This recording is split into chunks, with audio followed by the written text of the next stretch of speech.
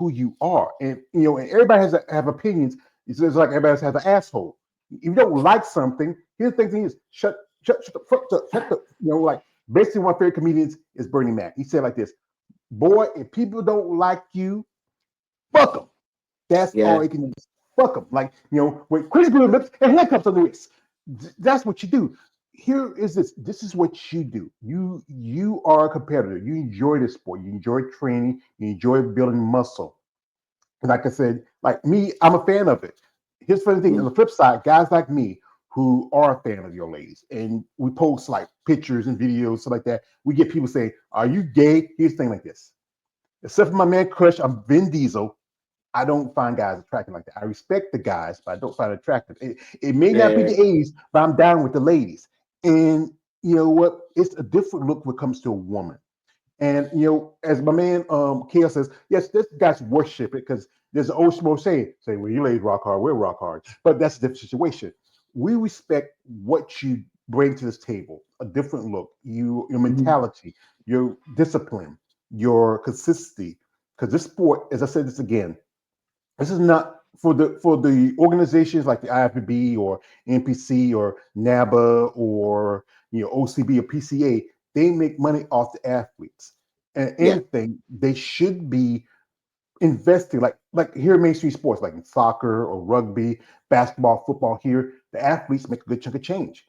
Unless you're Mhm. like the Andrea Shaws or the Nick Walkers or the Chris Bumsteads or Angela Yo, unless you're those top competitors, you don't make money. You just living, hand to foot. Like my man Big Keith is IV Pro. He said like this. Sometimes you're stealing for Peter to pay Paul. Or we got a Yeah. Yeah. comment here, Yeah. from Um. my man. Where he said my man says like this says, I guess it's a genetic question to ask. It's an extreme sport to understand. Yes, I appreciate that. Also, this is one from man Gene King just saying, "Hey Joy, thanks for the shout out and thanks so much for the great work that you do. It's well appreciated, brother, man. God bless. Thank you, brother. I appreciate it when you guys come out here and support my content." Did you what to say? Yeah. I mean, it is getting better over here. I mean, it's not quite as what it was a few years ago, but I think there's always going to be that element of anything that's strange is going to be regarded as uh, by some people as not being they're not just not comfortable with it. But like I say to a lot of my athletes, it's none of your business what other people think about you. Yeah, it's none of my business, but you gotta live your life. Like I was Yeah. watching this a while back. This one guy, I don't follow him, but every time his feed, his shit pops up my IG feed, and that is Kenny KO. If you know who I'm talking about, it was at the Olympia when you and Michelle were walking around. He stops you. Oh, so Yeah. there is a bit of a funny story behind that. So I don't know whether you're aware that he caught her after she won the Arnold's, the first UK Arnold's, and it went viral. Basically, it was all to do with assistants and PEDs and stuff like that. Now, I know for a fact that Shelley was natural, and he basically insinuated that she wasn't. I think in the end, she had to get the video taken down off YouTube. She had to send her blood work into YouTube to prove that she was a natural athlete.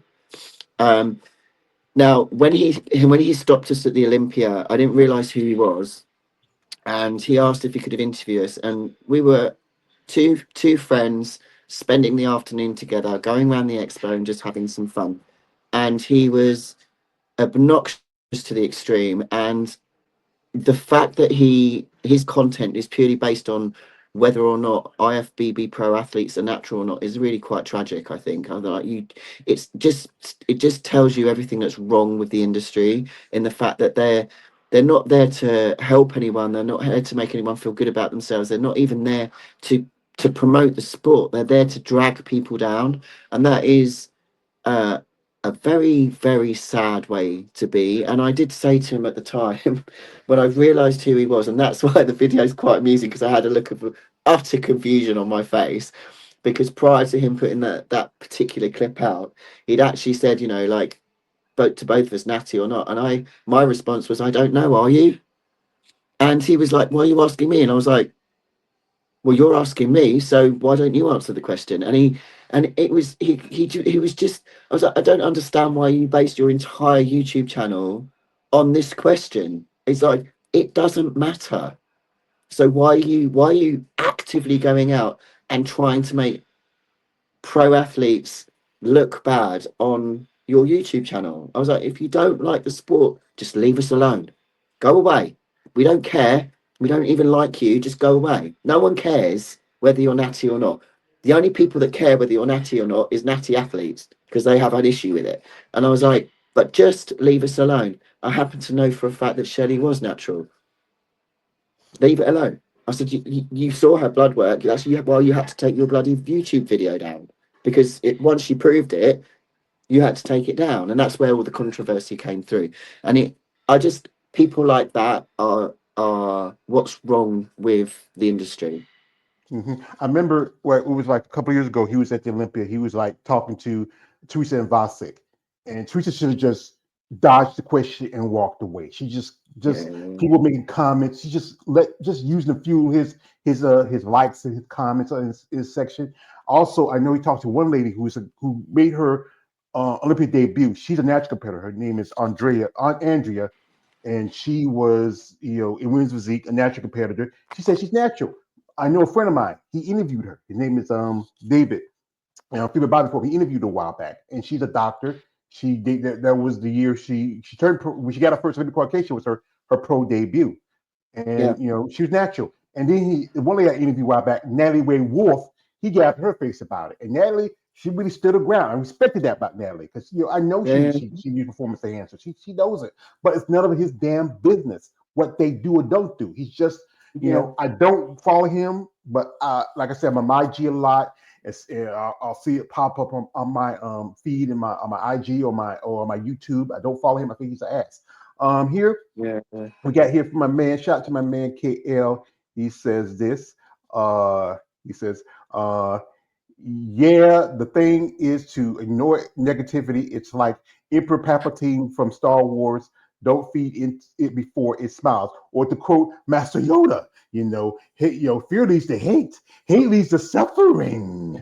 That's what it does. You don't appeal to yeah, that. And he says, wow, it's so that deep. Yeah, it is. And also he says yeah, this.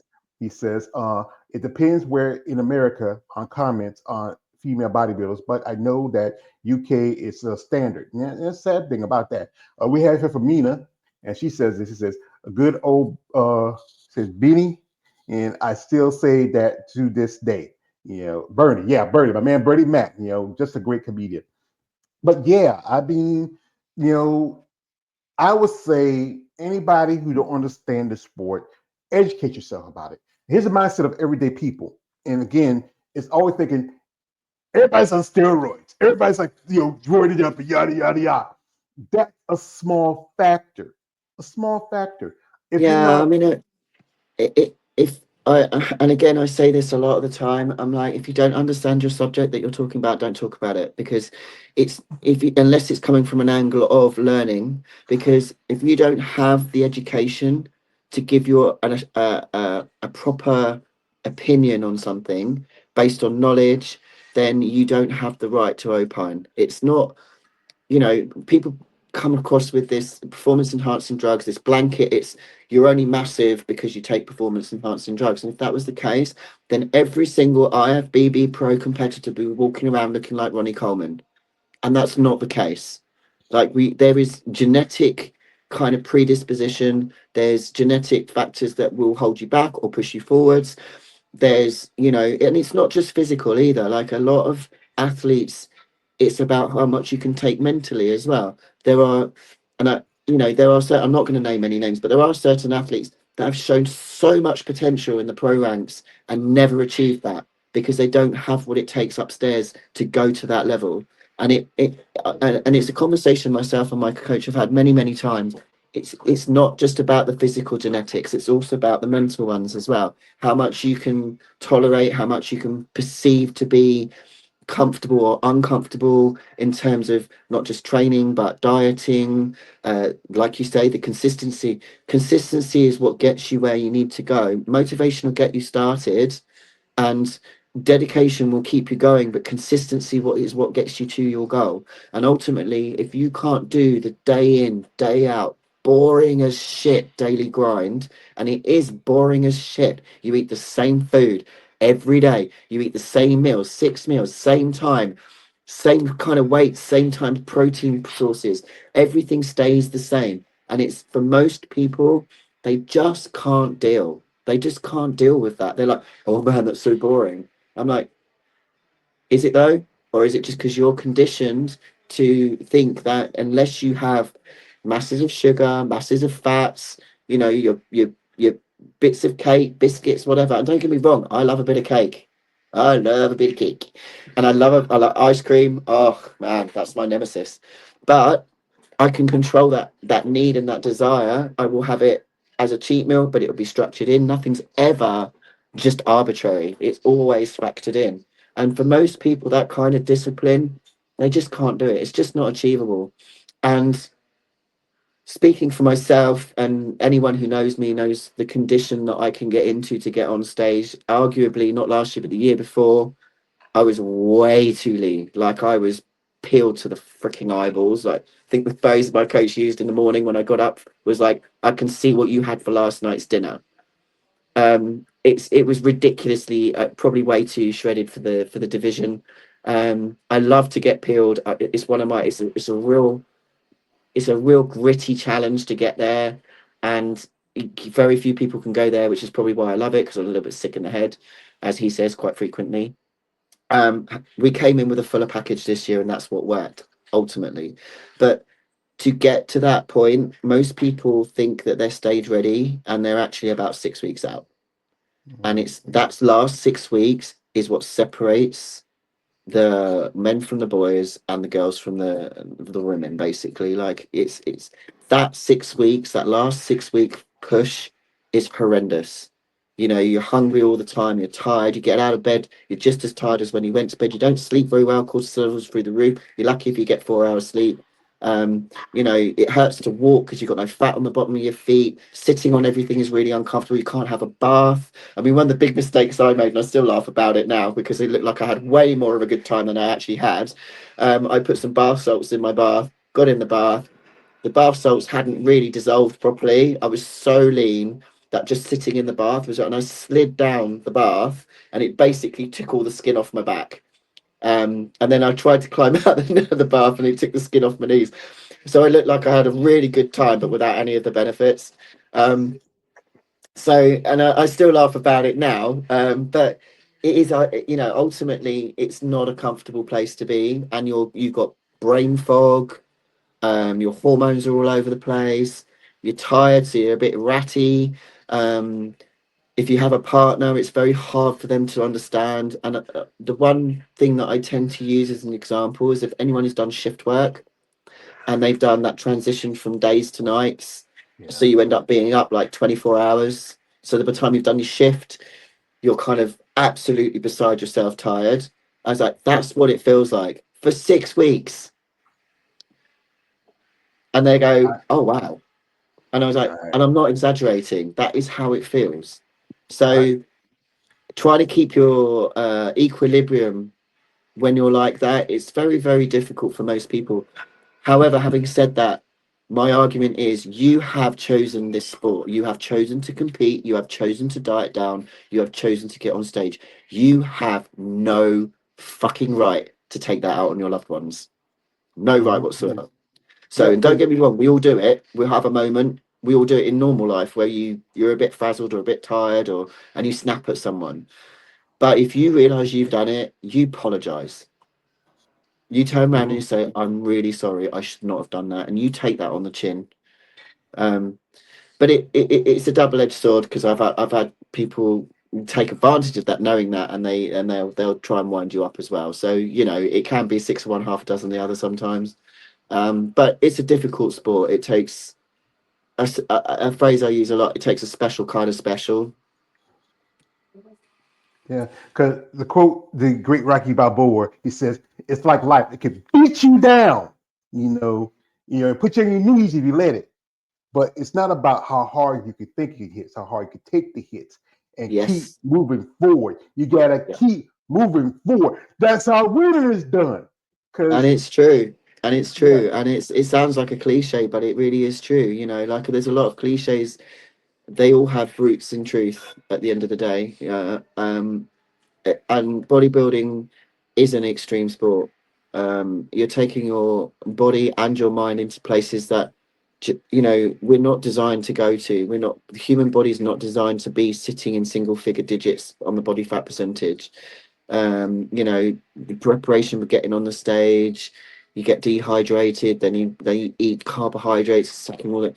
I mean, I personally don't manipulate my water. That's not something I've done because I don't do well doing that. It makes me look very flat and very it doesn't my body doesn't respond well to dehydration, but I know some people do respond very well to it. Um so you're doing lots of things that your body doesn't want to do and is not designed to do. Your body needs carbohydrates. Your brain needs carbohydrates to function, which is why we have glucose. that what we call prep brain. Yeah, And it's again a lot of my first time competitors or very new competitors. I'll say to them, get into the habit of doing something systematically. So when you get into your house, put your keys in the same place, put your jacket in the same place, do your prep food on the same day in the same way. Get into a system of working, because when you get to that point where your brain ceases to function, that will be your saving grace. You won't be hunting for your keys. You won't be. I mean, I can't. I wear reading glasses, and my last prep, I couldn't find my reading glasses, and I have one pair at home and one pair at work, and I needed them because I needed to read some fairly important documents. And I searched my house from top to bottom and found them in the fridge, because I've opened the fridge obviously to get something, and I had my glasses on, but I couldn't see it because I only need them for fine print. So I've taken them off, and without even thinking, I've put them in the fridge, and then I've shut the door. yeah. And it's dumb shit like that you do all the time, and you frustrate the crap out of yourself. Yeah, I can tell you, like, this happens to me. I'm not a bodybuilder, but maybe because I'm getting older, because I am 50 now, and just I remember one time I went to the post office and Yeah, I put my key in the door, and then I left and I walked out. I said, "Where's my keys?" I mean, I couldn't get into my house, and I called my sister, say, "You about to go out?" He said, "Yeah." You figure yourself by the post office, pick up my keys. I left them there, and he went and lady got it because I did it. That's not the first time I did it. I did it a couple of times. Yeah, because this sport can really, it can drain you mentally, yeah, physically, emotionally, financially, yeah, and especially to get the financial part for y'all yeah, women. If you compare, it does cost guys to compete because they have to get ready to eat more food, they use more gear. But women, when it comes to show day, and I had a debate with somebody about that. That's when the cost goes up. Not just the cost of just paying your coach and your trainers and your traveling to the yeah, shows. And now when you're an amateur, you have to pay sanction fees. Now you got to pay your pro card every year. And yeah, then your posing suits right there. That's a car note. That's yeah, rent. That's your mortgage. That's yeah, expense. yeah. Then at the I shows, mean, they'll charge you $130 for the tan. They'll charge you $130 for the hair. Charge you $130 for the makeup. Then you're paying $1,000 for your bikini if you want a decent bikini. Um, I'm working in dollars here because obviously in the UK we have the pound, so it's pounds, yeah, slightly pounds different. cost more than dollars, yeah. Yeah, so shoes, you're looking at $50, $60 just for the shoes. And it starts to really add up, and then you've got the jewelry as well, so you've got the earrings, the bracelets. You guys just rock up in a tan and a pair of pants. That's it. Actually, actually, I said this. It's a tan, a pair of banana hammocks, and board shorts. That's what they wear.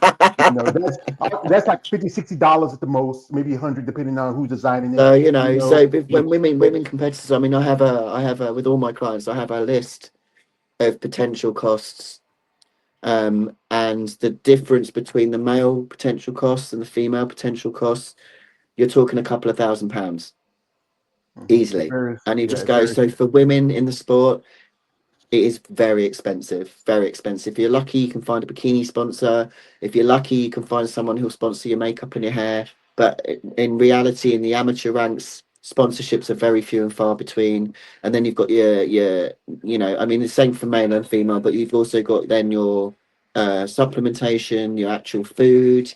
And people will arguably say, oh, well, you know, guys spend more on food.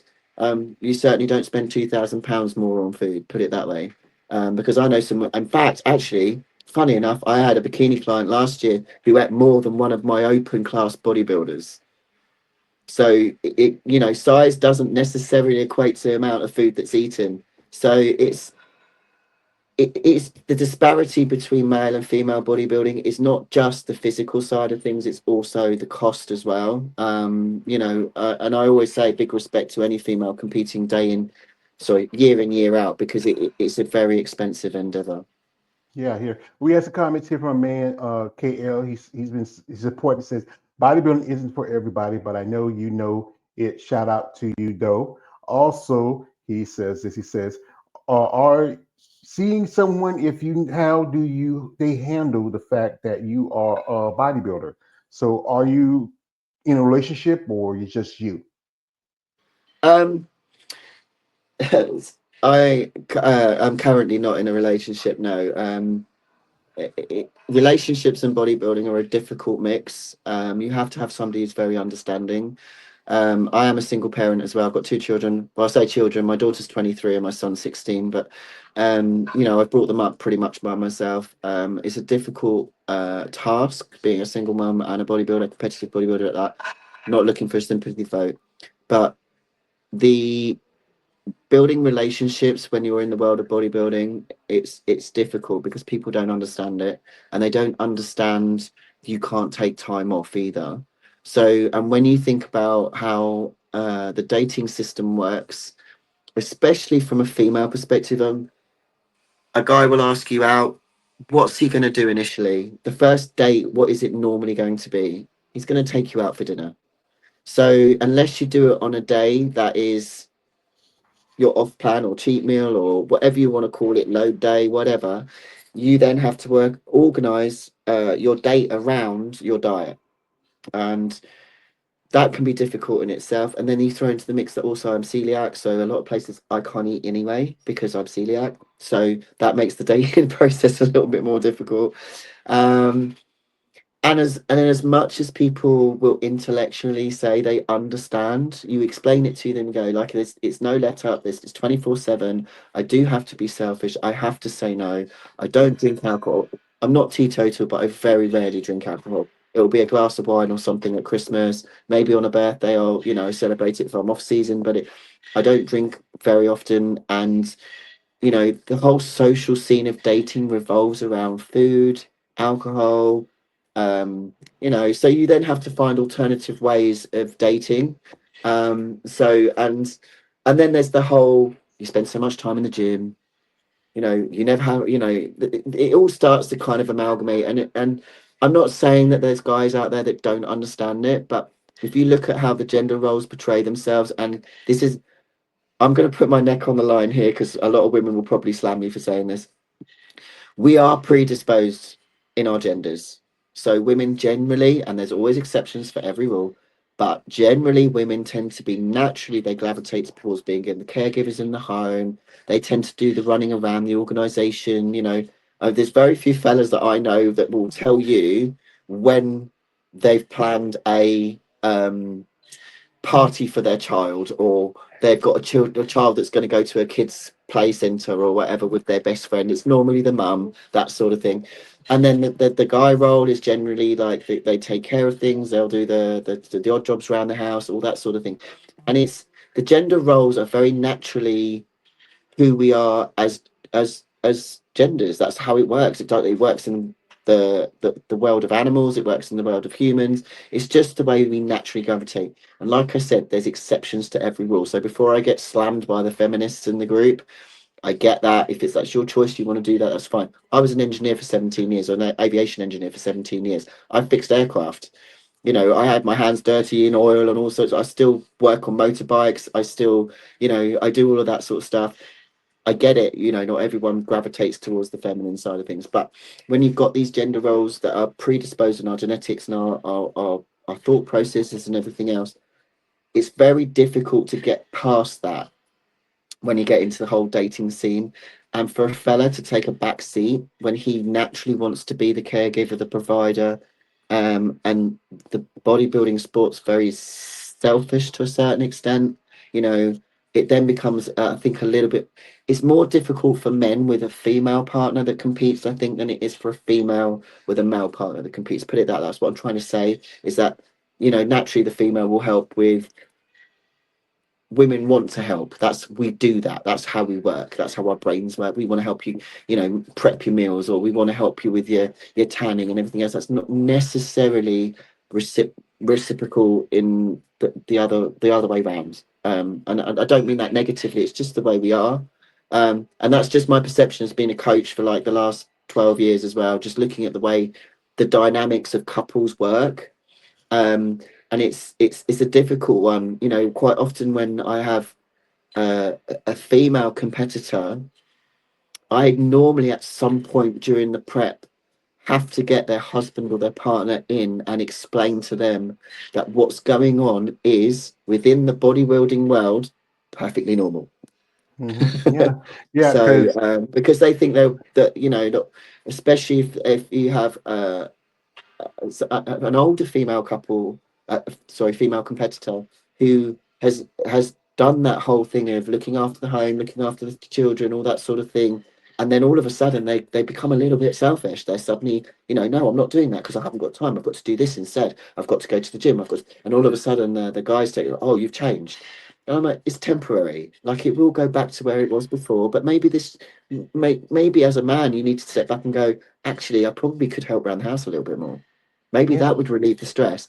So, like I said, it's not every relationship, but it does crop up more than people would think. Put it that way. yeah. So, and it's a I, difficult one. yeah, I understand that. My mother is to quote my other guy. My father was a drunk and a fiend, and my mother never liked one bit. And she had to raise not just, you had two kids. My mother had to raise six kids plus two or three grandkids. Oh And wow, yeah, yeah, when she got sick, I stepped up as a man because that was my woman. You have a son, and as a yeah, boy, our mothers are woman. Girlfriends come and go, wives come and go. We lose our mom. My mom's been gone for about yeah. Your 6 years mum's for coming up. life. Yeah, that's somebody will invest your life. I took care of her until she passed. And that was, like I said, that was my woman. That was my responsibility as a man to take care of my woman because she took care of me, especially when I was growing up. And I know everybody else was doing their own thing, but I was the one here at home with her. And Mm, as men, we are supposed to stand by women. I know I've talked to ladies that they did got divorced because their husband didn't like them doing bodybuilding because it changes them. yeah, But as any man, you should stand by your woman. I know you may not like what she's going through, but she took and make a sacrifice for you, especially you have a job, had to move, do this, do that. I mean, so many to it. Here we got a comment from my man, KL the Wonder. Shout out to him. He says, that sounds like me when I misplace stuff. Also, he says, yeah, don't be a bodybuilder if you're working minimum wage. That's true. yeah, yeah, You definitely, can't be. yeah. You can't be. Also, he says, thanks for sharing that. I appreciate that. And also, he has a question that says, how long do you work out? So what's the regiment for you? Like when you like Okay, one so thing is I have a bit of an odd split because it's not really a what we would call a traditional bodybuilding split, in the sense of like, I don't do the bro split, and I don't do push pull legs, and I don't do, so my split works on a 6 week rotational. So the first 2 weeks is low volume, so it's more weight related. So I go for the higher weights. The exercises, the group of exercises will stay the same. It's the working sets that change. So I'll warm up and I'll do one working set. So that's my low volume for 2 weeks, and then I'll switch it up for the second 2 weeks. So week 3 and 4 will then become medium volume. So it'll be two working sets. And when I say working sets, I'm not talking about, yeah, 10 reps, 12 reps, then I'm done. It's to failure. I work between the 8 to 15 rep range. So anything within that range, that's where I'm working. So that's where my weights need to be so that I fail somewhere within that range. However, if I've got more gas in the tank and I get 20 reps, I'll go to failure. It'll go to 20 reps. So that's kind of where I work. And then the last 2 weeks, it's high volume, 3 working sets. So for the first 2 weeks, my training session will be 45 minutes max. For the last 2 weeks, it's about 2 hours. And the reason why I do that is because I have a very adaptive system, and it will adapt to whatever I'm doing very, very quickly. So I keep it guessing with the volume rather than the exercises, because I don't want to change my training plan every 5 weeks, 6 weeks. That's a drain. So I keep my exercises. So I must sometimes change the order. So like when I do the follow, so I'll have a deload after 6 weeks. So week 7 will be my deload. I always program my deload in. Again, that's a controversial thing. People will disagree with that. I'm old as shit in terms of bodybuilding, so I'm preemptive.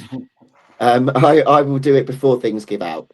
And when I say I deload, I do an active deload, so I don't take the week off. I will what I call fuck about week. So I'll just go in. I'll go. It's leg day today. I'm just going to do whatever I fancy, and it's not to failure. It's about 60% of what I'd normally train at, and I just have fun with it. The nice thing about that is it just keeps everything fresh. It keeps the fun in there as well, because for that 6 weeks, especially that last high volume week, I'm dragging ass, and it's really hard to get the motivation to kind of train. It's the discipline that keeps me going. It's not the motivation. The motivation went at week 5. So when I do that, it keeps everything sort of fresh for my body. The receptors stay kind of guessing, and I don't have to then look at I don't have to then look at keep training my training schedule. I can just change the volume. So it's a bit of an odd one. It works for me. Probably wouldn't work for most people. But then I was technically, I suppose, what you class as an endurance athlete before I got into bodybuilding, because I was kickboxer. If anyone's been involved in any form of martial arts, whether it's boxing, kickboxing, MMA, taekwondo, we would train for hours. So you are effectively an endurance athlete. Like I don't know anyone who kickboxed at any decent level that didn't have a good gas tank, put it that way. So and from years of training like that, I think my body just became very adaptive. So that's why I ended up adopting that split. I adopted that split about 3 or 4 years ago, and it works for me. So that was a very complicated answer to a very simple question, wasn't it? Yes, you went through the whole gamut. I usually just ask, like, most of that, this I usually ask, what's your favorite workout? What's your least favorite workout? But you really give detail of it. But truthfully, Yeah. what's the workouts you like the most? The ones you say, shit, I want to do this shit. Okay, so controversially, I hate leg day with a Who passion. doesn't? Come on, that's not controversial. I train, but not for the reasons people think. Like, well, yes, the reasons that people think, but my argument with this, and again, like I know a lot of women who go, "Oh, I love leg day." I'm like, if you're doing leg day right, it wipes me out for 2 days. Like I always take a rest day after my leg day, because I can't do anything the day after, and I am freaking starving. I am so hungry the following day. So leg day. The only good thing about leg day is when it's over. That's pretty much how I stand on it. Whilst I'm doing it, I'm fine. I'm in there. I'm training to failure, and it's fine. I dread it beforehand, and I'm really fucking relieved that it's over. Like this is like this. I've interviewed a handful of ladies that they love leg day. When they tell me that, I tell you are a mutant. You're the rare few. If people say they love leg day, I say you're not training hard enough. Yeah, or they love, or they're masochists. They just love the pain. They love the torture. Like maybe think Well, about. there's that too.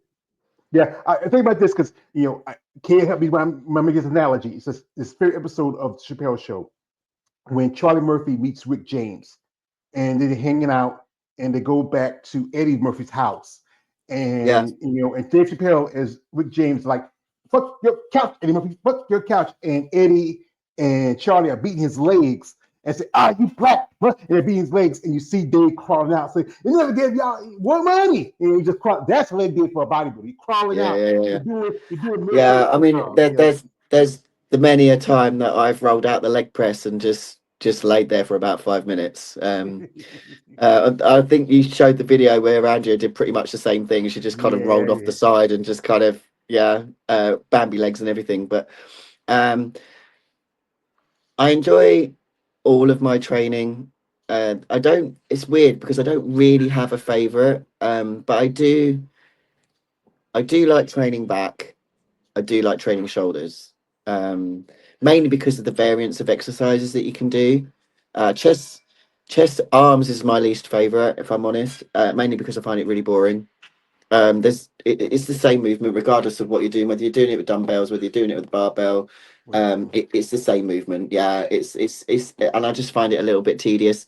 Um, and also, I think because it's not particularly taxing either, so it doesn't hit your central nervous system the same way as the other body groups do. So it always feels like proper British phrase for you here. Feels a little bit wanky. yeah. I like y'all. Like I remember when my first person who I ever got to talk to that was British was the doctor told me I need to get my pacemaker put in. I got a pacemaker, I had it for 10 years. And says, Mr. MacArthur, you most needly, urgently get a pacemaker because you're under 12% of your infection rate. I said, that's my first. And I've interviewed quite a few ladies from the UK. Ramona Soskin, she's a great lady. I interviewed her, and it's a pleasure to hear that she's going to be treated over to women's bodybuilding this year. And yeah, every athlete has that thing that helps them, thing that they work on their strengths, but also work on their weaknesses. Here we got a comment from my man KL. He says, unless if you are in the wellness division, it's possible you might not like leg day. And yeah, some of the wellness girls, they are huge. And also, yeah, I mean they do a lot of leg days. I'll give it to them. Like if you're in wellness division and you hate leg day, then yeah, kudos to you because those girls do a lot of leg training. Yeah. Also, he says, I don't know how you are able to just use that Chappelle analogy on almost every interview because, like the man, like I said, if I'm good at something, I never do for free. I'm sorry he came in. But yeah, and one thing I often ask y'all, especially is as a fat man, I like food. I can't help it. It tastes so good when it goes down after your last competition, after the Olympia or amateurs. Tell me, share with me, Nikky, my darling Nikky, what was that thing you wanted the most, especially beyond prep? So anyone, I could probably put this out to anyone who knows me. I would say, what am I going to eat post show? And everyone will tell you the same thing because they know me. Cheeseburgers all the way. Mm-hmm. Yeah, all right. Yeah. It's typical. That's like I'm talking. Mm-hmm. All right. Hey, say hello. How you doing? It's Badar. Used to say hello. Hey, how you doing? How you doing? Yeah. How you doing, sir? Thank you for coming by. Good, good. Good results today. Triple Yeah. test. I'm expecting it to get to 10%. It's down to 2. Congratulations. Nice. Congratulations. Darling. Congratulations. That's good. That's good. Yeah, that's great. Yeah. I need to get back on my game. I need to get back on my game too. I need to. I try to walk around a little bit, but I got 2 bad knees. I Stone Cold Steve Austin. One of them's on like bone on bone. I'm going to talk to a specialist. Once I was taking shots, but now I'm considering getting surgery because I'm a big dude too. I do need my knees and legs. But yeah, food is both a weapon and tool for a bodybuilder. I know the typical is burgers, fries, whatever. I think the weirdest one I ever had heard was sushi. I'm like this. I grew up poor. I like sushi. I grew up poor, but I've never been that poor where I ate cold raw fish. That's just me. But yeah, everybody's gonna have their thoughts about women's bodybuilding, especially in Europe. I remember interviewing Barbara Majan, and she told me in France, it's not very popular because her people like Mona, like her, and people like Lorraine Moon, and Sophie Leo, because that part of the world is different compared to England. Romana, she's a good example of that, and quite a few other ladies who are from the UK. But this is about this. This is about you and your path and you growing as an athlete. And so again, people don't like what you do and who you are. If the guys have a problem with it, problem, that's them. But instead again, we who are fans of you ladies, who admire your work, admire your bodies, like this is I say like this. We go to shows, like I remember we went to my first show, that was like about 3 years ago, and I met some of these ladies. Did some interviews with some of the ladies. I met Alina Popa, Donna Salib. I saw Linda Murray. I even saw Andrea. She was competing there, guest posing, and it was a great opportunity for me. And I doing this content. I respect who you are as a person, as a woman, as an athlete. You're a mom. I know your kids. They love you. Your babies. They support you. Your son. I don't know if I could be, going to a show and see my mom up there, and somebody say, "Hey, who's that tall blonde in the posing suit?" Yeah, I said, "That's my mom. That's me,